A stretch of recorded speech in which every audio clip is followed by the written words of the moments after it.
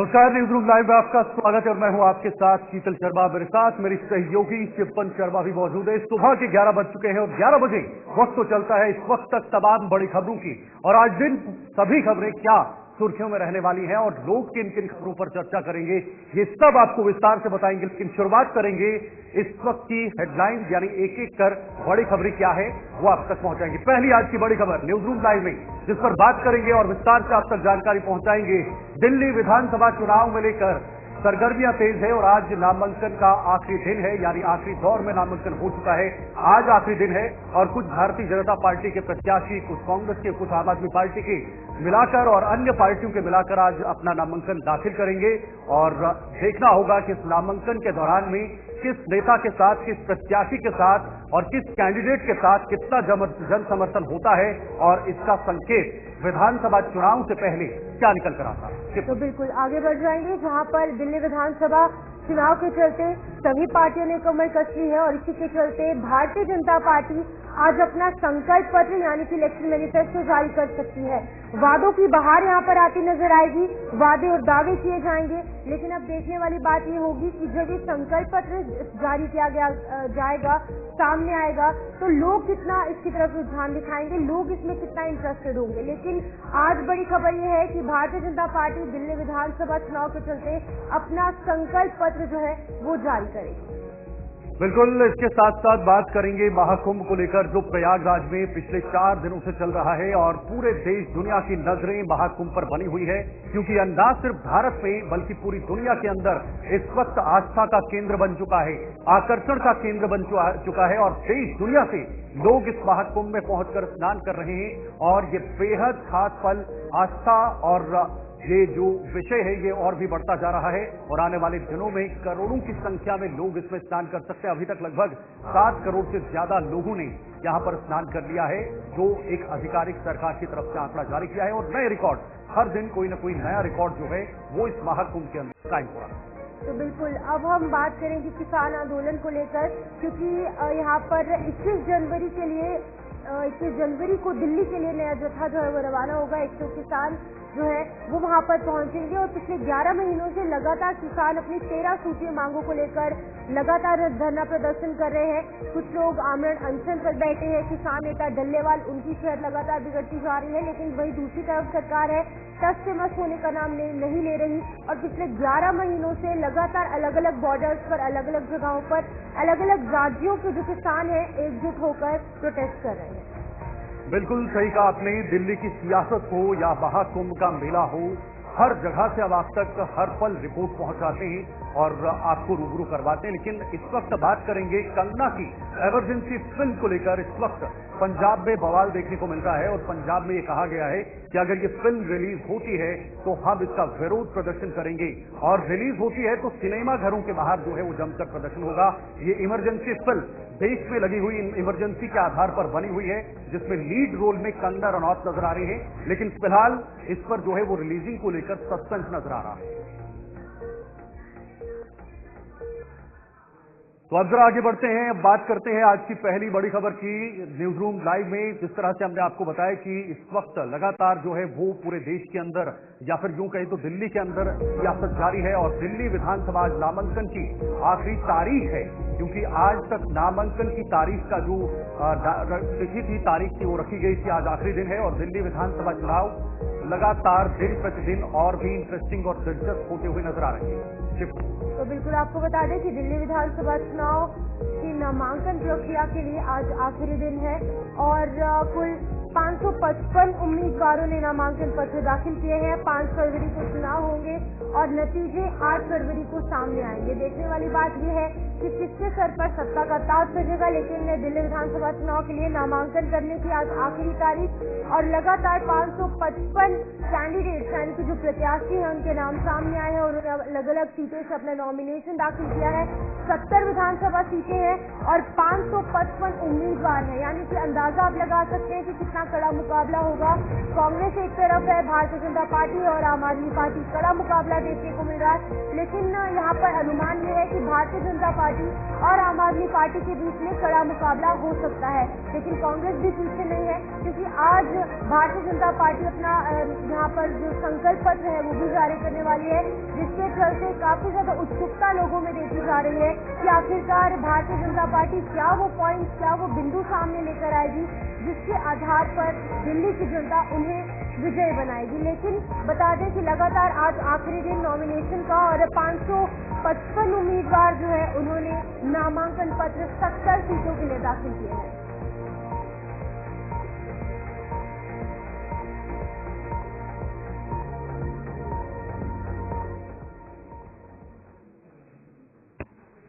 चलिए आपको लिए चलते हैं जरा दिल्ली, जहां पर प्रधानमंत्री मोदी इस वक्त लाइव एक्सपो का निरीक्षण करते हुए ये गाड़ी है जिसकी क्या कुछ खूबियां हैं वो समझाते हुए, दरअसल भारत का जो मोबिलिटी ग्लोबल एक्सपो है ये देश की ऑटोमोबाइल इंडस्ट्री के लिए एक तरह से गेम चेंजर माना जा रहा है। ये एक्सपो न केवल उद्योग जगत को वैश्विक मंच पर मजबूती से स्थापित करेगा, बल्कि इलेक्ट्रिक जो मोबिलिटी है उसकी दिशा में देश के प्रयास जो हैं, प्रधानमंत्री नरेंद्र मोदी के जो प्रयास हैं उनको कहीं ना कहीं एक नई रफ्तार मिलेगी। प्रधानमंत्री नरेंद्र मोदी हमेशा से ही तकनीक के समर्थक रहे हैं और तकनीक के जरिए देश को विकास के पथ पर आगे ले जाने के हामी रहे हैं और उस दिशा में लगातार प्रयास करते रहे हैं। ऑटोमोटिव और मोबिलिटी क्षेत्र में सहयोग और नवाचार को बढ़ावा देना कहीं ना कहीं इसका मकसद है। ये जो दृष्टिकोण है ऑटोमोटिव और मोबिलिटी क्षेत्र में सहयोग और नवाचार को बढ़ावा देने के मकसद से इसको किया जा रहा है। भारत मोबिलिटी ग्लोबल एक्सपो 2025 देश की ऑटोमोबाइल इंडस्ट्री के लिए एक तरह से एक बड़ा गेम चेंजर माना जा रहा है।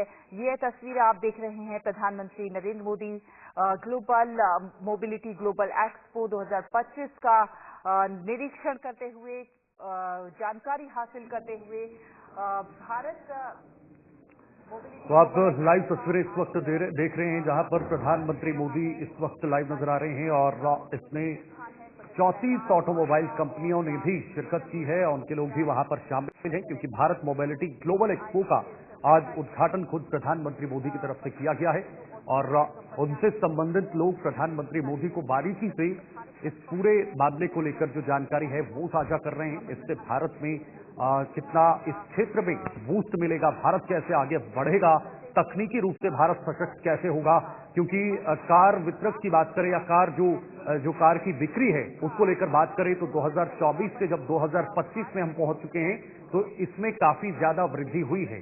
तो जाहिर सी बात है ऑटोमोबाइल के क्षेत्र में भारत और सशक्त कैसे हो, भारत और मजबूत कैसे हो, और इसको लेकर भी जोर दिया जा रहा है। खुद प्रधानमंत्री मोदी अलग अलग कार्यक्रमों के जरिए वहां पर पहुंच रहे हैं और हर जानकारी दे रहे हैं और वो जानकारी लोगों तक भी पहुंचाने की कोशिश की जा रही है। तो आपको बता दें ये लाइव तस्वीरें आपको दिखा रहे हैं दिल्ली से, जहां पर देश का सबसे बड़ा मोबिलिटी एक्सपो जो कि दिल्ली में आयोजित किया गया है और 34 ऑटोमोबाइल कंपनी जो है वो इसमें शामिल हो रही है। भारत मोबिलिटी ग्लोबल एक्सपो का उद्घाटन करने के लिए प्रधानमंत्री नरेंद्र मोदी यहाँ पर पहुंच चुके हैं और साफ तौर से जो वहां पर एक्सपर्ट्स मौजूद हैं, ये एक्सपर्ट्स प्रधानमंत्री नरेंद्र मोदी को हर एक गाड़ी की जो विशेषताएं हैं वो ध्यानपूर्वक समझा रहे हैं। लेकिन तस्वीर आपके सामने, प्रधानमंत्री नरेंद्र मोदी काफी यहाँ पर उत्साहित नजर आ रहे हैं और बहुत ही बारीकी से तमाम डिटेल्स सुनते नजर आ रहे हैं। देश का सबसे बड़ा मोबिलिटी एक्सपो जिसकी तस्वीरें आपकी स्क्रीन पर हम आपको दिल्ली से लाइव तस्वीरें दिखा रहे हैं, जहाँ पर 34 ऑटोमोबाइल कंपनी जो है उन्होंने इसमें शिरकत की है। हर एक कंपनी का जो हेड है, जो मैनेजर है, जो मालिक है, वो अपनी गाड़ियों के बारे में जानकारी प्रधानमंत्री नरेंद्र मोदी तक साझा करने की कोशिश कर रहे हैं, क्योंकि ये जो सेक्टर है वो लगातार आगे बढ़ रहा है। ऑटोमोबाइल सेक्टर में लगातार वृद्धि हो रही है और प्रधानमंत्री नरेंद्र मोदी ने पिछले 10 सालों में इस सेक्टर में काफी ज्यादा लोगों को और रुझान दिखाने को भी कहा है और इसी के चलते देश का सबसे बड़ा मोबिलिटी एक्सपो, जिसकी सीधी तस्वीरें हम आपको लाइव दिखाने की कोशिश कर रहे हैं। काफी सारी कारों की प्रदर्शनी यहाँ पर लगाई गई है और 34 अलग अलग बड़ी कंपनीज ने इसमें भाग लिया है, जिसमें कि प्रधानमंत्री उद्घाटन करने के लिए यहाँ पर पहुंचे हैं। और सभी गाड़ियों को देखते ही ये शोभा बन रही है, क्योंकि काफी सुंदर आकर्षक ये गाड़ियां नजर आ रही है। बिल्कुल, देखिए महत्वपूर्ण टिप्पणी ये है कि ये 3 जगहों पर दिल्ली के अंदर इसका आयोजन किया जा रहा है। एक भारत मंडपम और दूसरा यशोभूमि और तीसरा ग्रेटर नोएडा रहेगा, जहां पर इसका आयोजन हो रहा है। 3 दिवसीय आयोजन है, ये कार्यक्रम है। और ग्रेटर नोएडा के इंडिया स्पोर्ट्स सेंटर में भी ये कार्यक्रम किया जा रहा है।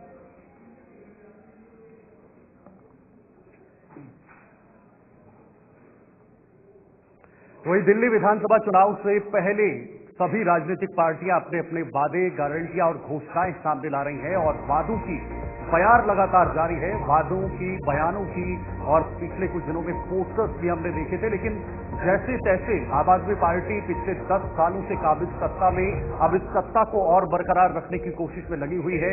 भारतीय जनता पार्टी अपने पिछले 25 साल से ज्यादा का सूखा खत्म करना चाहती है और कांग्रेस अपने जनाधार की जमीन कुरेदने में या फिर खोदने में लगी हुई है कि कहां से हमें सपोर्ट मिलेगा और कहां से हम दिल्ली के अंदर एक सीट जीतने जो है वो जीत पाए, क्योंकि पिछली बार कांग्रेस ने दिल्ली के अंदर कोई भी सीट जो है वो अपने नाम नहीं की थी। शिवपाल, तो बिल्कुल आपको बता दें कि दिल्ली विधानसभा चुनाव को लेकर वादों की बौछार देखने को मिल रही है और भारतीय जनता पार्टी आज अपना नामांकन पत्र दाखिल करेगी। संकल्प पत्र जो है वो जारी करेगी। बीजेपी के अध्यक्ष जेपी नड्डा आज ये संकल्प पत्र दिल्ली में पहुंचकर जारी करेंगे और दोपहर 2 बजे का वक्त सामने रखा गया है, प्रस्तावित किया गया है, जहां पर ये इलेक्शन मैनिफेस्टो यानी कि संकल्प पत्र जारी किया जाएगा। और इस संकल्प पत्र में देखने वाली बात ये होगी कि किस तरीके से महिलाओं, युवाओं, वृद्ध और अन्य जितने भी वर्ग हैं समाज के, उनको किस तरीके से सामने रखा जाएगा, सभी वर्गों के उत्थान के लिए किस तरीके से भारतीय जनता पार्टी काम करेगी, ये तमाम चीजें काफी अहम होने वाली है। क्योंकि बीजेपी के लिए शीतल ये चुनाव काफी ज्यादा अहम है, क्योंकि जिस तरीके से आपने भी बताया कि 25 साल से पहले भी यहाँ पर भारतीय जनता पार्टी अपना जनाधार बढ़ाने की कोशिश कर रही है। हालांकि सरकार में नहीं आई, लेकिन अगर हम देखेंगे वोट शेयर हर विधानसभा चुनाव में जरूर बढ़ता है, लेकिन इस बार कोशिश यही है और लगातार कोशिशें जो है वो जारी है और सरकार बनाने का काम भारतीय जनता पार्टी इस बार करना चाहती है। क्योंकि आम आदमी पार्टी पिछले 2 कार्यकाल से यहाँ दिल्ली में लगातार सत्ता में बैठी है और इस बार भी आम आदमी पार्टी यही सत्ता जो है वो आगे लेकर जाना चाहती है, अपने सर पर ताज सजाना चाहती है, लेकिन भारतीय जनता पार्टी भी पीछे नहीं है। बिल्कुल, दिल्ली के चुनाव में शिवपन अगर सबसे ज्यादा सुर्खियां बटोरी है वो फ्रीबीज ने बटोरी है। जब आम आदमी पार्टी ने वहां पर पहली बार सरकार बनाई थी तो उस समय लोगों को फ्री बिजली देने का वादा किया था, फ्री पानी देने का वादा किया था और भी कई सारे वादे किए थे। उसके बाद लगातार 10 साल तक ये सत्ता चली, सरकार चली और फिलहाल एंटी इनकम बिल की भी दिल्ली के अंदर देखने को मिल रही है। लेकिन उसके बाद भी आम आदमी पार्टी ने इस बार कई घोषणाएं की और जिसमें संजीवनी योजना जिसमें बुजुर्गों का इलाज किया जाएगा, ऑटो के लिए कई गारंटियां रखी गई हैं और उसके साथ साथ जो ऑटो चलाते हैं, जो ड्राइवर्स हैं, उनके लिए गारंटियां दी गई हैं। उसके साथ साथ जो दलित बच्चे हैं उनको मुफ्त पढ़ाई जो है वो विदेशों में दी जाएगी। ये भी एक बहुत बड़ी घोषणा अरविंद केजरीवाल द्वारा की गई थी और वो उस समय की गई थी जब अंबेडकर को लेकर एक बयान गृह मंत्री अमित शाह ने दिया था। ये तमाम योजनाएं और घोषणाएं जो है वो सामने रखी गई। तो बिल्कुल दिल्ली विधानसभा चुनाव में आम आदमी पार्टी के 5 बड़े वादे क्या है। पहला बड़ा वादा महिलाओं के लिए 2100 रुपए प्रति महीना आम आदमी पार्टी द्वारा दिया जाएगा। इसमें संजीवनी योजना से बुजुर्गों का फ्री इलाज, ये भी आम आदमी पार्टी का एक बहुत बड़ा वादा है। तो बिल्कुल तीसरा वादा डॉक्टर अंबेडकर सम्मान स्कॉलरशिप योजना, जो कि बच्चों को, युवाओं को दी जाएगी आम आदमी पार्टी द्वारा। और साथ साथ ये भी बताया है कि 24 घंटे दिल्ली वासियों को साफ पानी मिलेगा, यानी दूषित पानी जो है वो मुहैया करवाया जाए। बिल्कुल, पुजारियों और ग्रंथियों के लिए सैलरी का ऐलान भी आम आदमी पार्टी जिस तरीके से पहले भी कर चुकी है। बिल्कुल, तो बड़े बड़े वादे तो किए हैं और पिछले 10 सालों से इन्हीं वादों के आधार पर ये सरकार आगे बढ़ी है। लेकिन फ्रीबीज की जो एक आदत है, जो रहा है, वो लगातार देखने को मिल रही है। ताबिश कमाल इस पर हमारे साथ जुड़े हुए हैं, हमारे सहयोगी हैं, सीधे दिल्ली से हमारे साथ बने हुए। ताबिश, दिल्ली में इस वक्त कश्मकश लगातार जारी है, वादों की बौछार है, घोषणाएं आ रही हैं, कोई गारंटियां दे रहा है, लेकिन इन सब चीजों के बीच में दिल्ली की जनता क्या सोच रही है और वो किस पार्टी से इस बार यानी 2025 के विधानसभा चुनाव में प्रभावित नजर आ रही है? देखिए, बिल्कुल शीतल, आपने बिल्कुल सही कहा है। आज 2 बजे करीब बीजेपी के राष्ट्रीय अध्यक्ष जेपी नड्डा संकल्प पत्र की घोषणा करेंगे और इसमें कई घोषणाओं की उम्मीद जताई जा रही है। हालांकि फ्री चीज को लेकर के दिल्ली में लगातार राजनीति चल रही, तो ऐसा माना जा रहा है कि कुछ ऐसी फ्री की घोषणाएं की जा सकती हैं जिससे दिल्ली की जनता का वोट बैंक जो है वो अपने पाले में किया जा सके। खासतौर से महिलाओं, बुजुर्गों और युवाओं को लुभाने के लिए कई बड़े वादे किए जा सकते हैं। दिल्ली के अंदर लगातार विधानसभा चुनाव की जो सरगर्मियां हैं वो बहुत तेजी के साथ आगे बढ़ रही हैं और ऐसे में जहां कांग्रेस पार्टी ने एक तरफ चुनाव में पैसे देने का वादा किया महिलाओं को, वही आम आदमी पार्टी ने वादा किया है और ऐसे में बीजेपी का देखना होगा कि बीजेपी अपना क्या वादा लेकर के आती है। दूसरी जो महत्वपूर्ण योजना की जिसकी हम लगातार सुनने में आ रही है कि बीजेपी इस बार दिल्ली के अंदर 300 यूनिट तक फ्री बिजली के साथ साथ दिल्ली के अंदर बसों पे छात्रों के लिए, युवाओं के लिए कोई नई स्कीम ला सकती है। साथ ही लगातार दिल्ली के कई संगठन ऐसे हैं जो अलग अलग तरह की मांग कर रहे हैं। उन मांगों को दिल्ली में माना जा सकता है जिसमें खास तौर से महिलाओं, बुजुर्गों और युवाओं पर पूरा फोकस किया जाएगा। अगर महिलाओं की बात करी जाए तो महिलाओं को लगातार सरकार की तरफ से 2100 रुपए, दिल्ली सरकार अगर बनती है आम आदमी पार्टी को, तो 2100 रुपए देने का वादा किया गया है। तो लेकिन देखने वाली बात ये होगी कि क्या इस बार बीजेपी कोई नया लोक लुभावना वादा लेकर के आती है। अगर बीजेपी कोई लोक लुभावना वादा लेकर के आती है तो ये कहीं ना कहीं बहुत ज्यादा डिपेंड करेगा विधानसभा चुनाव पर। जहाँ पर अगर हम पार्टियों के हवाले से बात करेंगे, जहाँ पर एक तरफ आम आदमी पार्टी है जो कि काफी ज्यादा कॉन्फिडेंट नजर आ रही है क्योंकि पिछले 2 विधानसभा चुनाव में उन्होंने सत्ता हासिल की है, सरकार उनकी थी। भारतीय जनता पार्टी जो कि लगातार 25 साल पुराना जो यहाँ पर उनका रिकॉर्ड रहा है कि वो नहीं जीत पाए हैं, उसको तोड़ने की कोशिश करेंगे और लगातार ये होड़ मच चुकी है, रेस शुरू हो चुकी है आम आदमी पार्टी और बीजेपी के बीच में। कांग्रेस पार्टी की बात करेंगे, पिछले 2 विधानसभा चुनाव में हमने देखा एक बार नाम मात्र सीटें सामने आई और एक बार खाता भी खोलना मुश्किल हो गया। तो क्या कुछ लगता है कि इस बार कांग्रेस पार्टी कैसे फ्रंट फुट पर आकर खेलने की कोशिश कर सकती है? देखिए, कांग्रेस पार्टी से उम्मीद ये जताई जा रही है कि इस बार कांग्रेस पार्टी बहुत मजबूती के साथ चुनाव लड़ रही है और कांग्रेस पार्टी ने जो प्रत्याशी इस बार सूची जारी की है बहुत सोच समझ के जारी की है। अगर देखा जाए तो दिल्ली के मुख्यमंत्री के सामने अपनी फायर ब्रांड ने आतिश सिंह के सामने हल्का लांबा उतारा है। वहीं अगर दूसरी तरफ दिल्ली के मुख्यमंत्री रहे अरविंद केजरीवाल की बात की जाए तो संदीप दीक्षित को उतारा है। तो ऐसी कई सीटें हैं जहां पर पार्टी ने बहुत सोच समझ के ये निर्णय लिया है कि किसको पार्टी ने कहां से उतारना है। कांग्रेस पार्टी को उम्मीद है कि इस बार कम से कम दिल्ली के विधानसभा चुनाव में दिल्ली की जनता का आशीर्वाद मिलेगा और कुछ सीटें वो इस बार जरूर जीतेंगे। लेकिन जिस तरह से आम आदमी पार्टी और बीजेपी में दिल्ली में कांटे की टक्कर नजर आ रही है तो उस बीच में जो मुकाबले के अंदर असदुद्दीन ओवैसी भी उतरे हैं। ओवैसी की पार्टी कितना रंग चलाएगी ये तो वक्त बताएगा, लेकिन ओवैसी की पार्टी का दिल्ली में एंट्री होने से कहीं ना कहीं बीजेपी को जरूर फायदा होगा।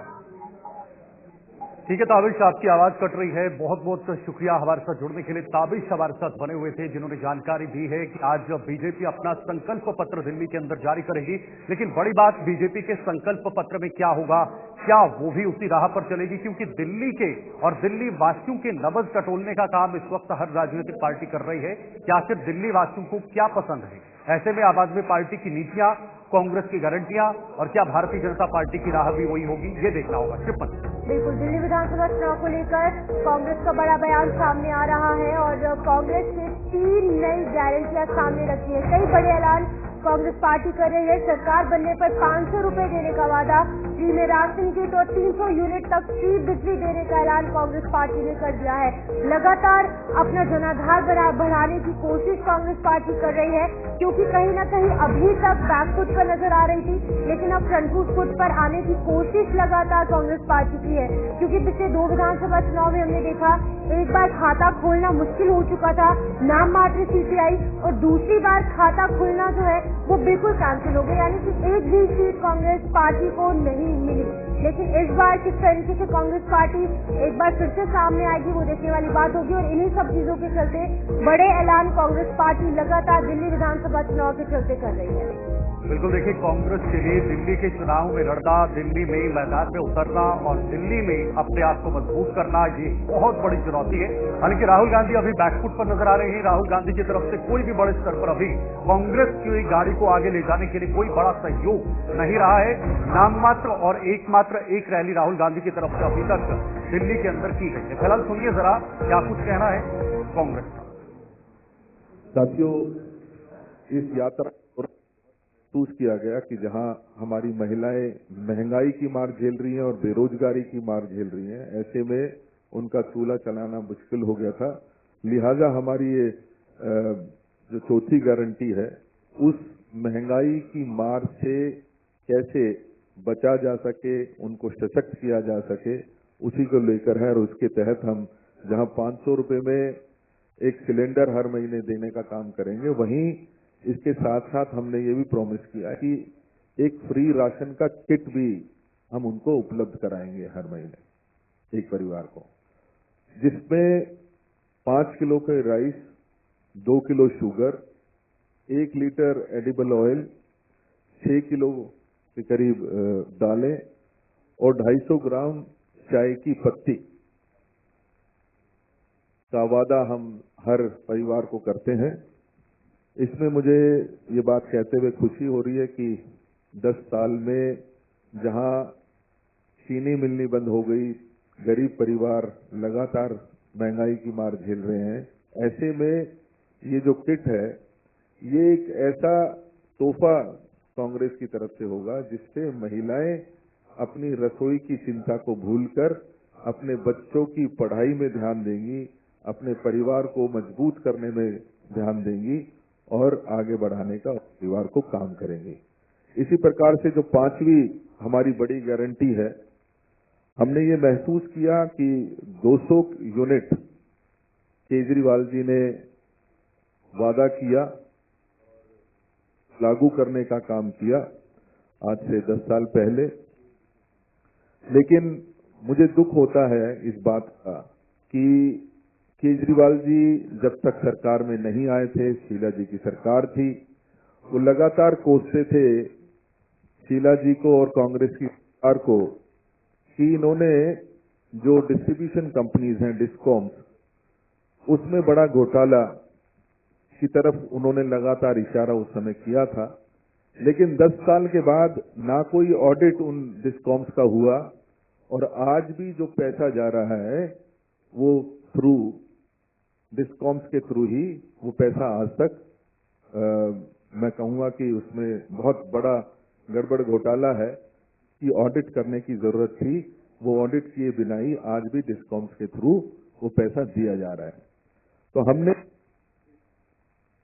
समस्या के निदान के लिए ये तय किया है कि हम जो ये 300 यूनिट लोगों को देने का काम करेंगे वो। तो बिल्कुल आप लगातार सुन रहे हैं किस तरीके से अलग अलग पार्टियों की अलग अलग प्रतिक्रियाएं जो है वो सामने आ रही है। इसी बीच आगे बढ़ जाएंगे। यहाँ पर दिल्ली विधानसभा चुनाव को लेकर सियासत अब चरम पर है, सियासत तेज हो चुकी है और आम आदमी पार्टी के संयोजक अरविंद केजरीवाल ने प्रधानमंत्री नरेंद्र मोदी को एक पत्र लिखा है और दिल्ली मेट्रो में छात्रों को 50% छूट देने को कहा गया है। बता दें कि 12 बजे केजरीवाल एक अहम प्रेस कॉन्फ्रेंस करने वाले हैं और इस प्रेस कॉन्फ्रेंस में तमाम बड़ी बातें सामने आ सकती हैं। लेकिन बड़ी बात यह है कि प्रधानमंत्री नरेंद्र मोदी को अरविंद केजरीवाल जो है वो एक पत्र लिखते हैं और इस पत्र में दिल्ली मेट्रो में 50% जो यहाँ पर फेयर है यानी कि जो किराया है उसमें छूट देने को कहा गया है अरविंद केजरीवाल द्वारा। देखिए शिवपन, अरविंद केजरीवाल सियासत को लेकर या फिर चुनाव से पहले कोई भी मौका नहीं छोड़ते हैं, चाहे वो केंद्र सरकार पर हमला करना हो या अपनी सरकार को फ्रंट फुट पर लाना हो। देखिए अरविंद केजरीवाल ने ये पत्र लिखकर ये कहा है और लोगों तक ये संदेश पहुंचाया है कि भाई ये काम केंद्र सरकार ही कर सकती है जो आज तक नहीं किया है। और उन्होंने पत्र लिखकर ये किया है भाई आप इतना जो है ये डिस्काउंट यहाँ पर करिए ताकि जो युवा हैं जो मेट्रो से ज्यादा सफर करते हैं अपनी नौकरी के चलते, उन तक ये संदेश पहुंचे कि भाई केंद्र सरकार दिल्ली के लिए कुछ नहीं कर रही है। केशव मोहन मिश्रा हमारे साथ फिलहाल जुड़े हुए हैं। केशव जरा बताइएगा, दिल्ली चुनाव को लेकर इस वक्त जो गर्मी देखने को मिल रही है, कोहरा तो है लेकिन कोहरे के बीच भी गर्मी का गुबार और पसीने की बौछार नजर आ रही है और अरविंद केजरीवाल इन चुनाव में कोई मौका नहीं छोड़ रहे हैं। 50% डिस्काउंट को लेकर, 50% छूट को लेकर उन्होंने केंद्र सरकार को एक पत्र लिखा है, प्रधानमंत्री मोदी को एक पत्र लिखा है। देखिए, बिल्कुल जिस तरीके से दिल्ली के पूर्व मुख्यमंत्री अरविंद केजरीवाल ने एक बड़ी मांग की है और उन्होंने कहा है कि सरकार को ये सुनिश्चित करना चाहिए कि जो तमाम युवा हैं उनको मेट्रो में छूट मिले और ये छूट 50% मिले। ये काम केंद्र सरकार कर सकती है। केंद्र को ये जिम्मेदारी लेनी चाहिए कि जो तमाम युवा हैं, युवतियां हैं, उनको जब वो मेट्रो में चले तो उनको 50% की छूट दी जाए। अब इस बड़े फैसले पर केंद्र सरकार की जब अनुमति होगी तभी ये फैसला सुनिश्चित हो सकता है। बहरहाल अरविंद केजरीवाल अभी एक प्रेस कॉन्फ्रेंस भी करेंगे, प्रधानमंत्री को उन्होंने पत्र लिखा है। अब देखना ये होगा कि आखिरकार इस पूरे प्रकरण पर आम आदमी पार्टी और दिल्ली सरकार का क्या बड़ा ऐलान है। केशव, लेकिन एक अहम चीज ये भी है कि 12 बजे के करीब एक अहम प्रेस कॉन्फ्रेंस अरविंद केजरीवाल करेंगे। वहीं पर कई बड़ी घोषणाएं वो कर सकते हैं और दूसरी तरफ आज 2 बजे के करीब जेपी नड्डा बीजेपी का संकल्प पत्र भी जारी करने वाली है। कितनी तकरार देखने को मिल सकती है योजनाओं को लेकर, लोगों के लिए जो तमाम उनके उत्थान के लिए अलग अलग वर्गों के लिए काम किए जाएंगे? देखिए, अभी अब तक जो रिपोर्ट कार्ड सामने आए हैं, जो घोषणा पत्र सामने आए हैं, उन्होंने साफ जाहिर किया है कि इस बार का जो चुनाव है वो फ्रीबीज पर होने वाला है। कांग्रेस पार्टी ने लाडली योजना के तहत 25,000 रुपए, 2500 रुपए प्रति माह महिलाओं को देने का जिक्र किया है। वहीं आम आदमी पार्टी ने भी संजीवनी योजना हो, 2100 रुपए महिलाओं को देने की योजना हो, ये फ्री वाली योजना रही है। तो दिल्ली सरकार या जो दिल्ली की जनता है उसको ये पता है कि दिल्ली के लोग फ्रीबीज पर वोट करते हैं और ये फ्रीबीज दिल्ली में बड़ा मुद्दा रहता है। और इस बार भाजपा के संकल्प पत्र में भी फ्रीबीज हावी हो सकता है। अब ये तस्वीर बहुत जल्द क्लियर होगी जब भाजपा के राष्ट्रीय अध्यक्ष जेपी नड्डा कहीं न कहीं ये तस्वीर साफ करेंगे, भाजपा का संकल्प पत्र जारी करेंगे। लेकिन केशव, सबसे बड़ा सवाल है, कोई भी दल हो लेकिन वो सिर्फ चुनाव से पहले ही घोषणाएं करते हैं या किसी की उन्हें याद आती है। अरविंद केजरीवाल ने ये जो पत्र लिखा है खासकर युवा युवतियों को लेकर, क्या उन्होंने एक संकेत दिया है कि ये केंद्र सरकार के हाथ में है और ये केंद्र सरकार ही कर सकती है, जो अभी तक नहीं किया गया? देखिए, चाहे वो ये मामला हो या लॉ एंड ऑर्डर का मामला हो, निश्चित तौर पर यह बात जो है वो कही गई है, केंद्र से डिमांड की है। स्वयं इस बात का जिक्र अरविंद केजरीवाल ने किया है कि हमारे हाथ में नहीं है, अगर हमारे हाथ में होता तो हम ये कर सकते हैं। लेकिन समय समय पर देखा है कि आम आदमी पार्टी की दिल्ली सरकार की मांगों पर केंद्र ने कभी उसको तवज्जो नहीं दिया, उन योजनाओं को सिरे से नकारा है। तो ये समझा जा सकता है कि बहुत मुमकिन नहीं है कि इस पूरे फैसले को लेकर केंद्र कोई सहमति बनाएगा और केंद्र इस फैसले पर अपनी सहमति बनाकर इस योजना को लाभान्वित करने का काम करेगा। ठीक है, क्या लगता है आज क्या संभावनाएं हैं? अरविंद केजरीवाल किस वर्ग को लेकर कोई बड़ी घोषणा कर सकते हैं? क्योंकि जब से ये चुनाव की गर्मी शुरू हुई है तब से अरविंद केजरीवाल ने कोई न कोई विशेष वर्ग उठाकर उनको फायदा पहुंचाने की बात कही है। देखिए, अभी अब से कुछ देर के बाद ये तस्वीर क्लियर हो जाएगी कि आखिरकार अरविंद केजरीवाल का क्या एजेंडा है और अरविंद केजरीवाल आज क्या बड़ी घोषणा करेंगे, क्योंकि अलग अलग वर्गों के लिए अरविंद केजरीवाल घोषणाएं कर रहे हैं। 12 बजे की ये प्रेस कॉन्फ्रेंस संभावना यही है कि ये मेट्रो वाले मुद्दे पर प्रधानमंत्री से पत्र वाले मुद्दे पर हो सकती है और इस पर बहुत जल्द तस्वीर साफ होगी।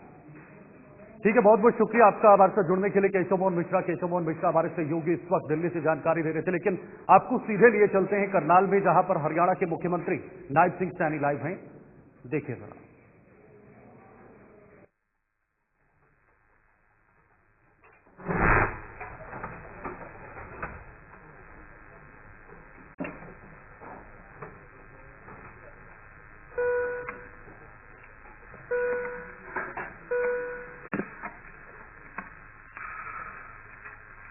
मैं आज की इस मीटिंग में माननीय मुख्यमंत्री जी का और साथी अधिकारियों का सभी का स्वागत करता हूं। इस एसपीडीसी सम्मेलन के पहले हम सभी माननीय मुख्यमंत्री जी के साथ संविधान की प्रस्तावना पढ़ेंगे।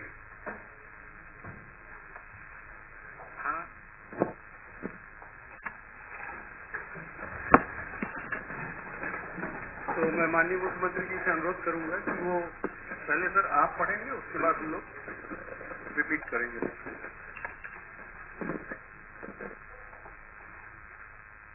भारत के लोग भारत को एक संपूर्ण प्रभुत्व संपन्न समाजवादी, पंथ निरपेक्ष, लोकतंत्रात्मक गणराज्य बनाने के लिए तथा उसके समस्त नागरिकों को सामाजिक, आर्थिक और राजनीतिक न्याय, विचार, अभिव्यक्ति, विश्वास, धर्म और उपासना की स्वतंत्रता, प्रतिष्ठा और अवसर की समता प्राप्त कराने के लिए तथा उन सब में व्यक्ति की गरिमा और राष्ट्र की एकता और अखंडता सुनिश्चित करने वाली बंधुता बढ़ाने के लिए दृढ़ संकल्प होकर अपनी संविधान सभा में आज तारीख 26 नवंबर 1949 ईस्वी को एतद द्वारा इस संविधान को अंगीकृत, अधिनियमित और आत्मार्पित करते हैं।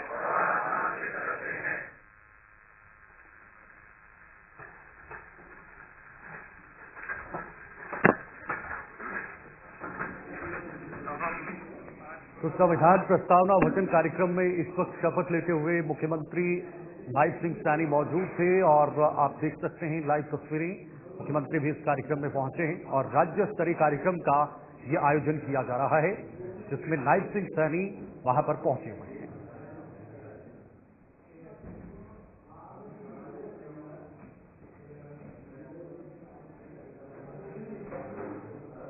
बड़ी खबर, कांग्रेस नेता राहुल गांधी दिल्ली के एम्स पहुंचे हुए हैं। ये बड़ी जानकारी इस वक्त राहुल गांधी देर रात दिल्ली के एम्स में पहुंचे और वहां पर जाकर वहां मौजूद लोगों से, मरीजों से, उनके तीमारदारों से बातचीत की और उनसे हालचाल जानने की कोशिश भी की गई क्योंकि एम्स के बाहर लंबी कतारें लगती हैं और वहां पर मरीजों को काफी इंतजार करना पड़ता है। उसके बाद ही वो डॉक्टर तक पहुंच पाते हैं, अपने गंतव्य तक पहुंच पाते हैं और वहां पर इलाज करवा पाते हैं। लेकिन एक बहुत बड़ी चुनौती उनके लिए रहती है। टिप्पण उसी को लेकर राहुल गांधी ने दिल्ली एम्स का दौरा किया है। बिल्कुल, दूर दराज के इलाज के लिए यहाँ पर आए लोग सड़कों पर, फुटपाथों पर और सबवे पर सोने को मजबूर है। तस्वीरें भी आपके सामने साफ तौर से आप देख सकते हैं कि जो वहाँ पर बीमार है या फिर उनके साथ जो तीमारदार पहुँचते हैं उन्हें काफी दिक्कतों का सामना करना पड़ता है और इलाज के लिए कई घंटों लंबा इंतजार उन्हें साफ तौर से करना पड़ता है। और इसी के चलते Rahul Gandhi leader of opposition यहाँ पर उनके पास पहुंचे हैं। जायजा लिया जा रहा है मौके का और हालात ये है कि अपनों की बीमारी का बोझ लिए दूर दराज से आए लोग यहाँ पर ठिठुरती सर्दी में फुटपाथ और सबवे पर सोने को मजबूर है। राहुल गांधी ने इस पर पोस्ट करते हुए क्या कहा है वो आपको बताएंगे। दूर दराज से इलाज के लिए आए लोग यहाँ सड़कों, फुटपाथ और सबवे पर सोने को मजबूर हैं। मोदी सरकार और दिल्ली की सरकार ने इन्हें अपने हाल पर छोड़ रखा है, अपनी जिम्मेदारी से मुंह मोड़ रखा है। बिल्कुल, इलाज के लिए महीनों का इंतजार, असुविधा और सरकार की असंवेदनशीलता, ये आज दिल्ली एम्स की सच्चाई है। हालात ये है कि अपनों की बीमारी का बोझ लिए दूर दराज से आए लोग इस ठिठुरती सर्दी में फुटपाथ और सबवे पर सोने को मजबूर है। तो ये तमाम बातें राहुल गांधी जो कि कांग्रेस नेता है, नेता प्रतिपक्ष है, उन्होंने अपने ऑफिशियल एक्स अकाउंट पर लिखा है, ट्वीट किया है। और ये तस्वीरें भी आपके सामने जहाँ पर कि राहुल गांधी दिल्ली एम्स पहुंचे और जो यहाँ पर पेशेंट्स हैं या फिर जो उनके अटेंडेंट्स यानी उनके तीमारदार जो यहाँ पर पहुंचते हैं उनको असुविधाएं हो रही है। प्रशासन द्वारा कोई भी संभव मदद इनके लिए नहीं की जा रही है और कई घंटों लंबा इंतजार इन्हें करना पड़ रहा है इलाज करवाने के लिए। इन तमाम चीजों को लेकर जो यहाँ पर राहुल गांधी है यहाँ पर इन लोगों से मिलने के लिए पहुंचे हैं, इनकी परेशानियां जानने की कोशिश की जा रही है और यह आश्वासन भी दिया जा रहा है कि अगर वो दिल्ली में उनकी सरकार आएगी कांग्रेस पार्टी की तो बहुत जल्द इस पर भी ध्यान दिया जाएगा। लेकिन चिपन, बड़ी बात यह है कि दिल्ली की सर्दी और राहुल गांधी की हमदर्दी क्या सिर्फ और सिर्फ इन कैमरों की तस्वीरें तक सीमित रहेंगी या फिर इस दौरे के बाद कोई बड़ा आउटकम निकल कर आएगा। इस दौरे के दौरान जिन तीमारदारों से वो मिले हैं, जिन मरीजों से उन्होंने मुलाकात की है, क्या उन मरीजों तक वो स्वास्थ्य सुविधाएं पहुंच पाएंगी, क्या उन्हें राहत मिलेगी, ये बड़ी बात है। दिल्ली में विधानसभा चुनाव होने हैं और 5 को मतदान है। इससे पहले वहां पर हर संभव प्रयास किया जा रहा है हर एक राजनीतिक दल की तरफ से, और राहुल गांधी का एक और छोटा सा प्रयास एम्स के जरिए और एम्स के तीमारदारों के जरिए वहां पर जो है वो किया है।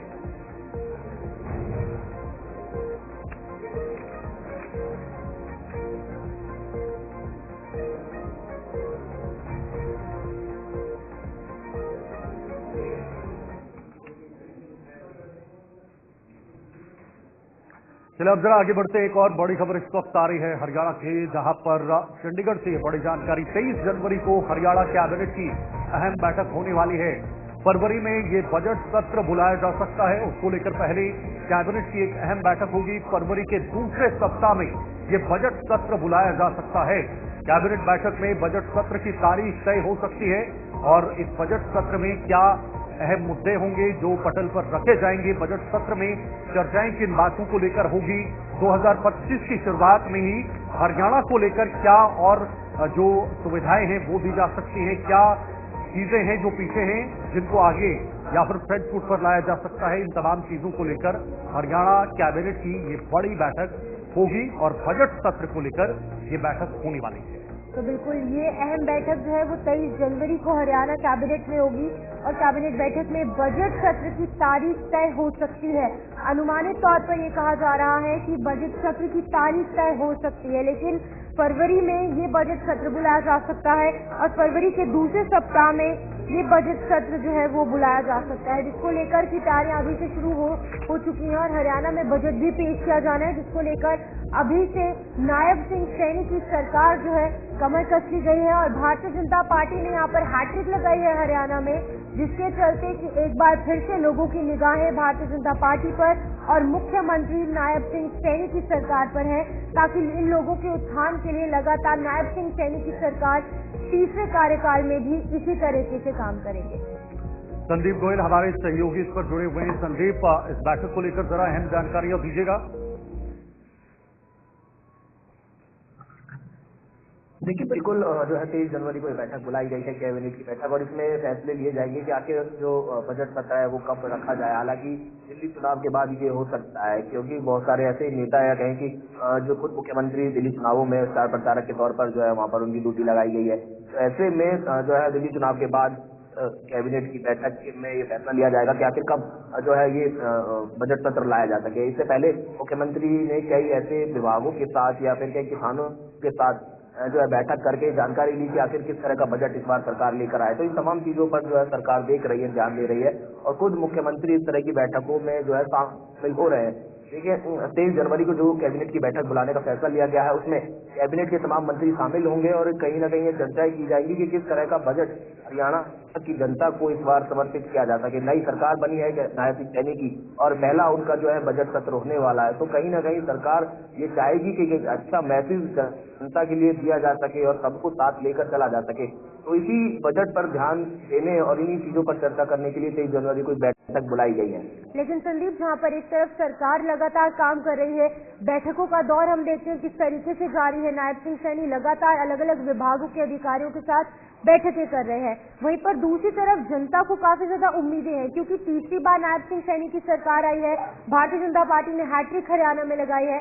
लोगों की क्या कुछ उम्मीदें हैं इस बार, क्योंकि एक बार फिर से बजट पेश होने वाला है फरवरी के अंत तक या फिर मार्च के स्टार्टिंग तक? बहुत बढ़िया। देखिए, जो है 23 जनवरी को ये बैठक होगी, तो अमूमन इस बैठक में किसानों को लेकर चर्चा होती है, क्योंकि सरकार ने जो है एमएसपी की गारंटी देने का काम किया।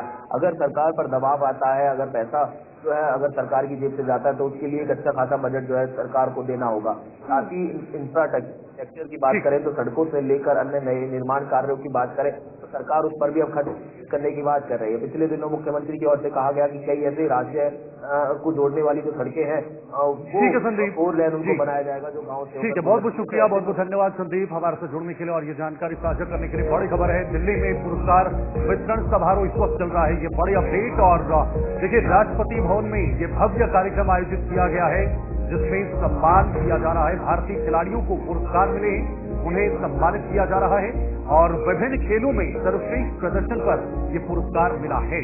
तो देखिए, बहुत बड़ी बात, और जिस तरह से इन खिलाड़ियों को बूस्ट करने के लिए ये सम्मान, और सीधी तस्वीरें जरा देखिए। माननीय राष्ट्रपति महोदया, आपकी अनुमति हो तो आज से कार्यक्रम का शुभारंभ किया जाए।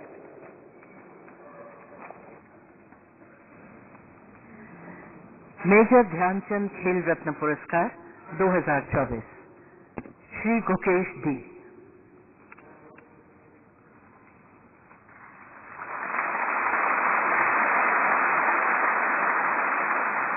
श्री गुकेश जी देश के सबसे उत्कृष्ट शतरंज खिलाड़ियों में से एक हैं।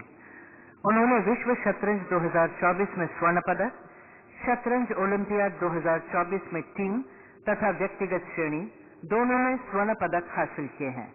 श्री गुकेश जी को शतरंज खेल में उनकी उत्कृष्ट उपलब्धियों को मान्यता प्रदान करते हुए वर्ष 2024 के लिए मेजर ध्यानचंद खेल रत्न पुरस्कार प्रदान किया जाता है। श्री गुकेश डी।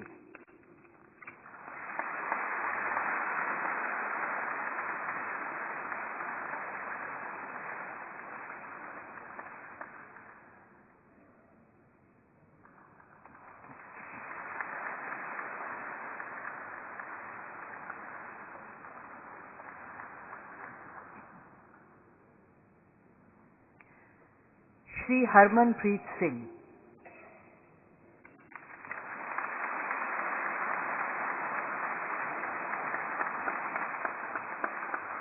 श्री हरमनप्रीत सिंह देश के सबसे उत्कृष्ट हॉकी खिलाड़ियों में से एक हैं।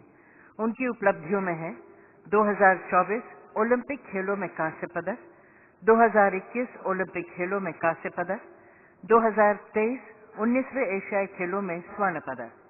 श्री हरमनप्रीत सिंह को हॉकी के खेल में उनकी उत्कृष्ट उपलब्धियों को मान्यता प्रदान करते हुए वर्ष 2024 के लिए मेजर ध्यानचंद खेल रत्न पुरस्कार प्रदान किया जाता है। श्री हरमनप्रीत सिंह।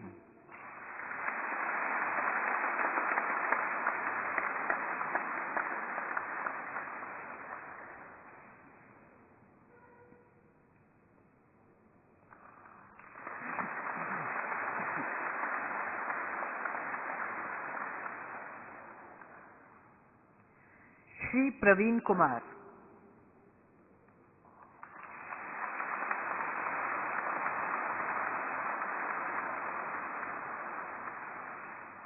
श्री प्रवीण कुमार देश के सबसे उत्कृष्ट पैरा एथलेटिक्स खिलाड़ियों में से एक हैं।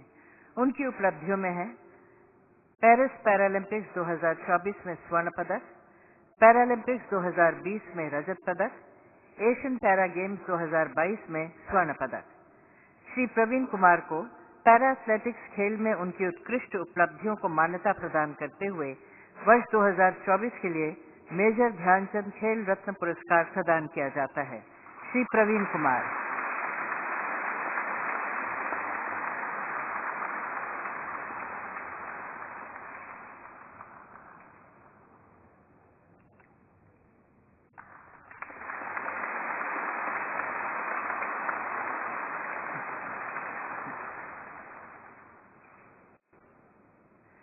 सुश्री मनु भाकर।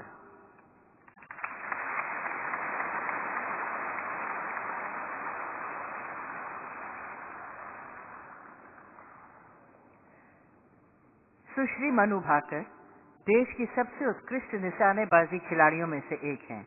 उनकी उपलब्धियों में है 2024 ओलंपिक खेलों में व्यक्तिगत तथा मिश्रित टीम दोनों में कांस्य पदक। सुश्री मनु भाकर को निशानेबाजी में खेल में उनकी उत्कृष्ट उपलब्धियों को मान्यता प्रदान करते हुए वर्ष 2024 के लिए मेजर ध्यानचंद खेल रत्न पुरस्कार प्रदान किया जाता है। सुश्री मनु भाकर।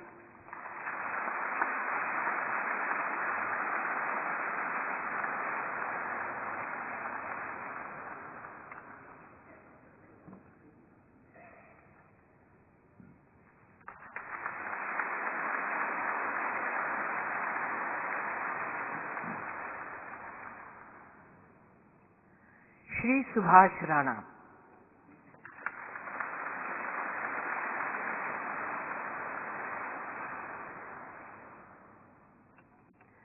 श्री सुभाष राणा एक पैरा निशानेबाजी प्रशिक्षक है। एक प्रशिक्षक के रूप में प्रमुख उपलब्धियों में उनके प्रशिक्षित खिलाड़ियों में मनीष नरवाल, रुबीना फ्रांसिस, सिंहराज और अवनी लेखरा जैसे प्रमुख खिलाड़ियों के नाम शामिल हैं। श्री सुभाष राणा को प्रशिक्षण के क्षेत्र में उनकी उत्कृष्ट उपलब्धियों को मान्यता प्रदान करते हुए वर्ष 2024 के लिए द्रोणाचार्य पुरस्कार प्रदान किया जाता है। श्री सुभाष राणा।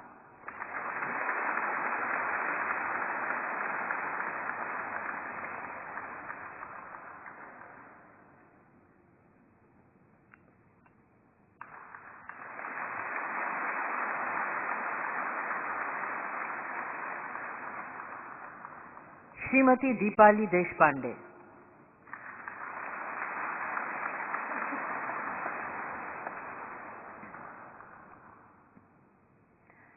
श्रीमती दीपाली देशपांडे एक शूटिंग कोच है। उन्होंने स्वप्निल कुसाले, अखिल शोरन, अर्जुन बबूता, सिफ्ट कौर सामरा, अंजुम मोदगिल, श्रियंका सारंगी सहित कई उत्कृष्ट एथलीट्स को प्रशिक्षित किया है। इन खिलाड़ियों ने ओलंपिक 2024, विश्व चैंपियनशिप 2023 और 2024, विश्व कप 2024, एशियाई खेल 2023 और एशियाई शूटिंग चैंपियनशिप 2023 में पदक जीते हैं। कोचिंग के क्षेत्र में उनकी उत्कृष्ट उपलब्धियों के सम्मान में वर्ष 2024 के लिए श्रीमती दीपाली देशपांडे को द्रोणाचार्य पुरस्कार प्रदान किया जाता है। श्रीमती दीपाली देशपांडे।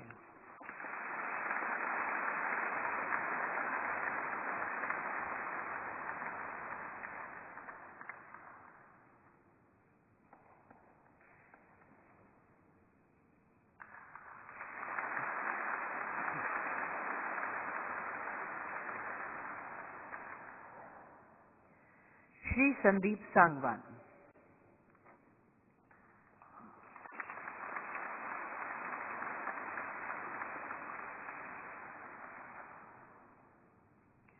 श्री संदीप सांगवान हॉकी कोच हैं।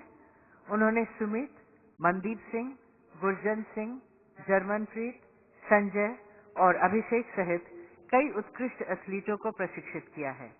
इन खिलाड़ियों ने ओलंपिक खेल 2021 और 2024, एशियाई खेल 2023, राष्ट्रमंडल खेल 2022 और अन्य अंतर्राष्ट्रीय टूर्नामेंट्स में पदक जीते हैं।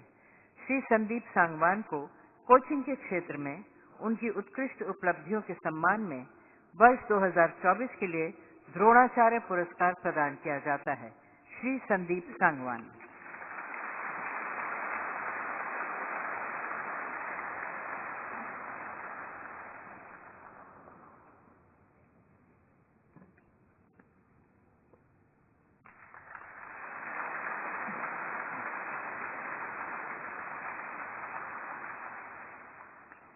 श्री एस मुरलीधरन।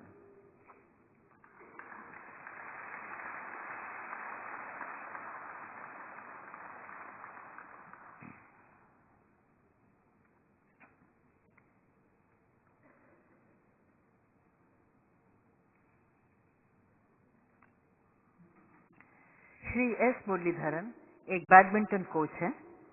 उन्होंने यू विमल कुमार, मधुमिता बिष्ट और जॉर्ज थॉमस सहित कई उत्कृष्ट एथलीटों को प्रशिक्षित किया है। इन खिलाड़ियों ने एशियाई खेल 1982, राष्ट्रमंडल खेल 1998, फ्रेंच ओपन बैडमिंटन 1983 और 84 तथा वेल्श ओपन बैडमिंटन 1988 में पदक जीते हैं।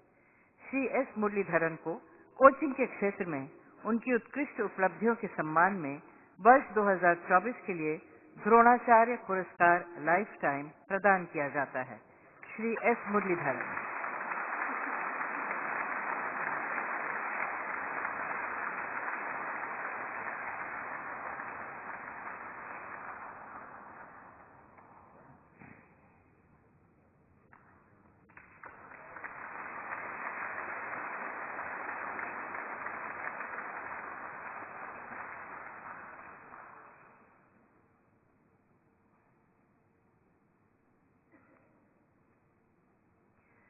श्री अरमांडो अग्नेलो कोलाको।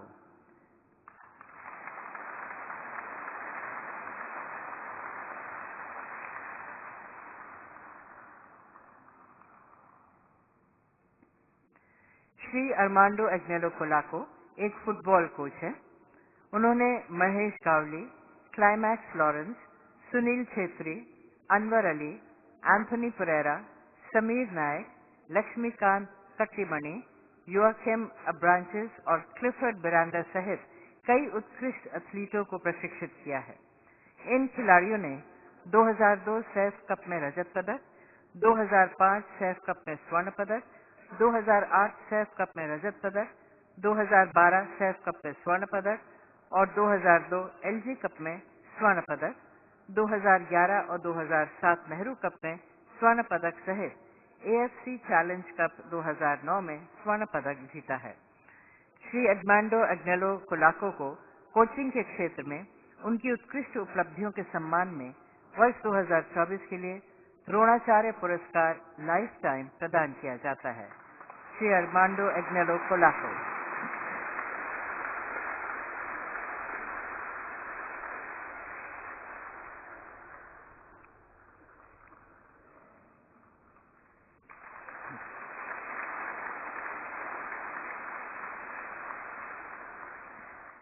तो देखिए भारतीय खिलाड़ियों को कैसे सम्मानित किया जा रहा है। खुद राष्ट्रपति वहां पर मौजूद हैं और इन खिलाड़ियों को अलग अलग क्षेत्रों में बेहतर कार्य किए जाने पर इन्हें सम्मानित किया है।